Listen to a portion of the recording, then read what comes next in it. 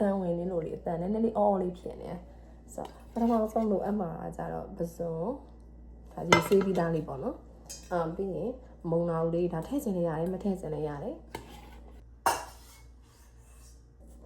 အခုအရသာမုံလေးတွေစားထည့်မယ်ပေါ့နော်စားထည့်မယ်ငရုတ်ကောင်းထည့်မယ်ပြီးရင် corn starch ကောမုံထည့်မယ်ပြီးရင်ချက်သွန်ဖြူမုံထည့်မယ်နနွင်းမုံ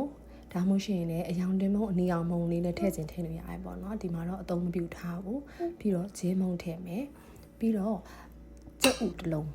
အဲ့ဒါကတော့တကယ်ကအကပဲထည့်လို့ရှိရင်တော့ပိုကောင်းတယ်ပေါ့နော်ဒါပေမဲ့ကိုကတော့တစ်လုံးလုံးထည့်လိုက်တယ်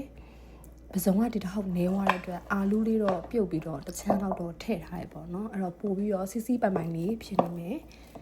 ဒီပစုံစုပ်ကလေးလူကြီးရောကလေးရောအရန်ကြိုက်အခုဒါလေးတွေကိုအရင်အခုကြော်လိုက်တယ်ကြော်ပြီးပြီဆိုတော့မှသူ့ကိုပြန်ပြီးတော့ချက်မှာပေါ့နော်